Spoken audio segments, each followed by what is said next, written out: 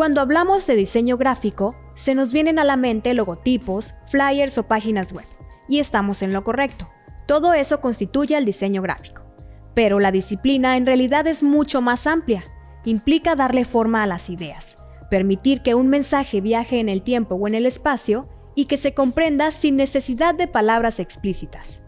Definir el diseño gráfico con rigor nos lleva a reconocer que se trata de una disciplina que combina tipografías, imágenes, símbolos y colores para comunicar un mensaje de manera visual.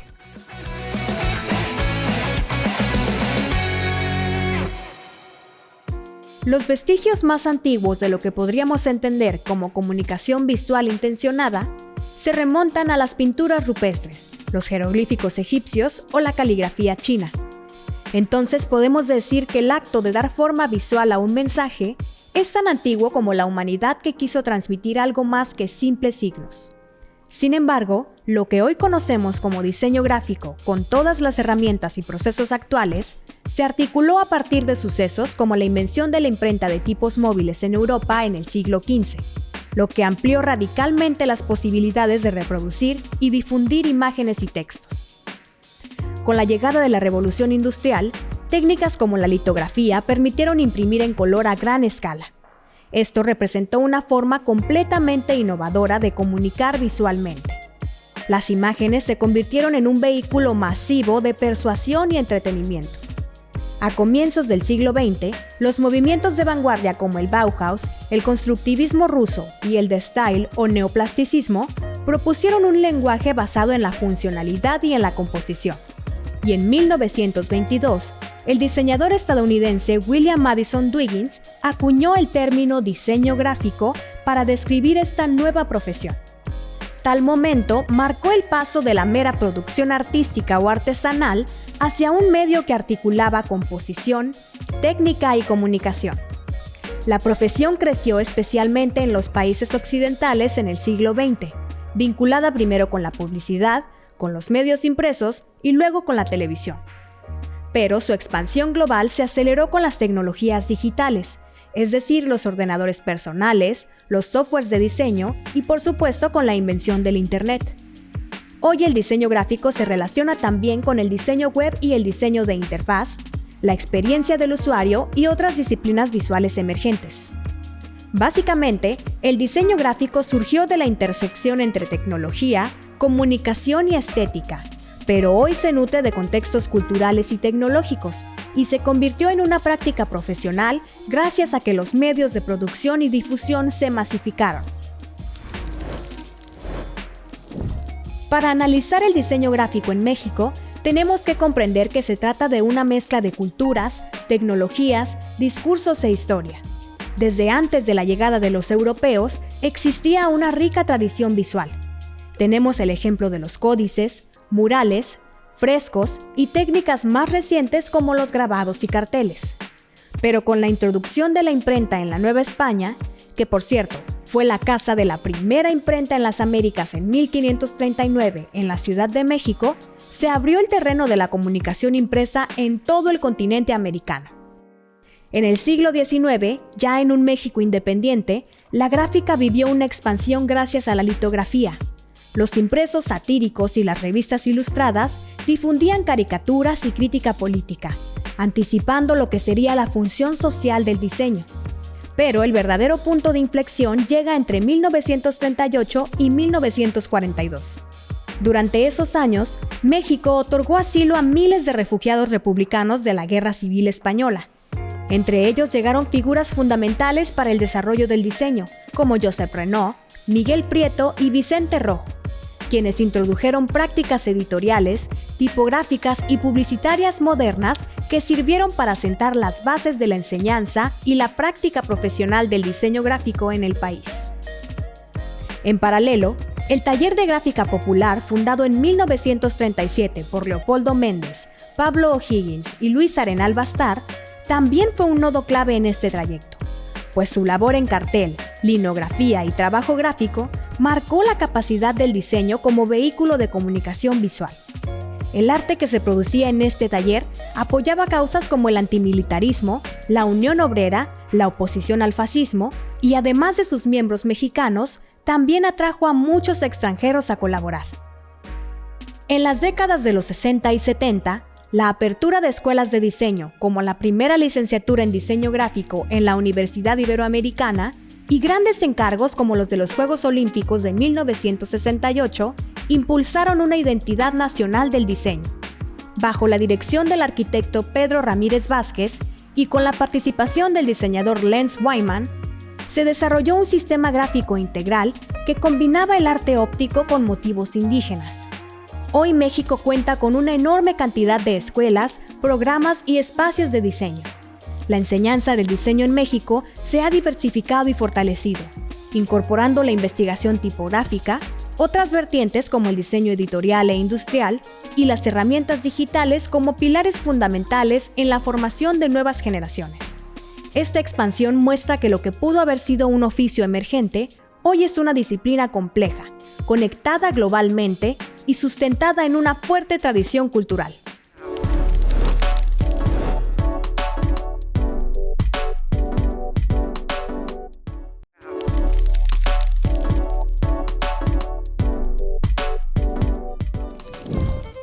La historia de la lucha libre en México suele situarse en la segunda mitad del siglo XIX, durante el periodo de la intervención francesa. En esos años, los soldados europeos practicaban formas de lucha grecorromana y de agarre como parte de su entrenamiento físico. Estas exhibiciones pronto llamaron la atención del público mexicano y con el tiempo comenzaron a integrarse en espectáculos de circos y ferias ambulantes. A finales del siglo XIX y principios del XX, la lucha ya formaba parte de programas teatrales y presentaciones en distintas regiones del país. Durante las primeras décadas del siglo XX, la práctica fue adoptando rasgos propios. Los luchadores mexicanos incorporaron técnicas aprendidas en el extranjero y las adaptaron a un estilo más dinámico y teatral. El paso decisivo ocurrió en 1933 con la fundación de la empresa mexicana de lucha libre. A partir de entonces, el espectáculo adquirió organización empresarial que les permitió tener espacios permanentes y calendarios establecidos. La lucha dejó de ser un espectáculo complementario para convertirse en el evento central. En este proceso apareció uno de los elementos más distintivos que hasta entonces ni siquiera existía. Estoy hablando de la máscara, el logotipo de los luchadores. Aunque existían antecedentes internacionales, en México la máscara adquirió un papel fundamental. El primer caso documentado corresponde al luchador estadounidense Cyclone Mackey, quien en la década de 1930 solicitó a Antonio Humberto Martínez la confección de una pieza que cubriera su rostro para ocultar su identidad. A partir de entonces, la máscara dejó de ser un recurso ocasional y se convirtió en un rasgo permanente del personaje. Al cubrir el rostro, protegía la identidad civil del luchador, pero también facilitaba la creación de figuras con rasgos distintivos. La simetría, los colores intensos y la combinación entre máscara y vestuario permitían reconocer a un luchador desde cualquier punto de la arena. Las máscaras se confeccionaban con patrones específicos que caracterizaban al luchador y materiales que resistieran el contacto físico. Con el tiempo se sustituyeron las pieles gruesas por telas más ligeras y satinadas que facilitaban la respiración y el movimiento. Los colores brillantes ayudaban a distinguir los bandos dentro del combate. Los técnicos, que luchaban con honor, se distinguían de los rudos, que rompían las reglas. La consolidación del espectáculo coincidió con la expansión de la radio y posteriormente de la televisión. Esto permitió la repetición semanal de funciones que fijó en la mente del público mexicano los diseños de máscaras e indumentaria más emblemáticos. En la década de 1950, esta popularidad encontró una nueva oportunidad en el cine. Productores mexicanos buscaban historias con personajes posicionados ante el público y los luchadores eran los protagonistas ideales. El Santo encabezó la transición a la pantalla, seguido por Blue Demon y Mil Máscaras. Las películas presentaban tramas sencillas que combinaban combates, persecuciones y elementos fantásticos, pero el interés principal era ver al personaje actuar en otro escenario. La figura del luchador adquirió presencia cinematográfica sin alterar sus rasgos esenciales, aunque tuvieron que hacerse modificaciones en las máscaras y los trajes para hacerlos resaltar en primeros planos. El cartel ilustrado también amplificó esta expansión y enriqueció grandemente la tradición artística en el país. Ya fuera de una función o una película, instantáneamente llamaban la atención del público en la calle. Pintores especializados armaban composiciones con el luchador en el centro de todo, mientras criaturas y antagonistas rodeaban la escena. Este ciclo se repitió durante décadas porque la fama obtenida en el cine impulsaba la asistencia a las funciones en vivo, y el éxito en la arena garantizaba público para nuevas producciones. De esta manera, la imagen del luchador circuló entre distintos espacios sin perder su popularidad. En la actualidad, la lucha libre mexicana continúa activa y mantiene proyección internacional. La integración de AAA con WWE confirma su presencia dentro del entretenimiento global. Las máscaras siguen fabricándose con nuevos materiales y técnicas, conservando los principios básicos que surgieron en la primera mitad del siglo XX: viveza en los colores y reconocimiento inmediato. Desde aquellas primeras exhibiciones del siglo XIX hasta su consolidación en el cine y la televisión, la lucha libre expandió su imagen mucho más allá del ring. Apreciamos la máscara en ilustración digital y en proyectos de moda y diseño gráfico. Todavía identificamos claramente los diseños del Santo, Blue Demon y de luchadores de la era moderna como La Parca y Místico. Su presencia en la cultura popular actual demuestra que no se trata de una imagen del pasado que cuenta la historia de otra época, sino de una referencia cultural que se adaptó perfectamente al nuevo contexto digital y que sigue influyendo en la manera en que México se representa visual y culturalmente dentro y fuera del país. El diseño gráfico ha protagonizado procesos históricos y movilizaciones culturales en México y el mundo.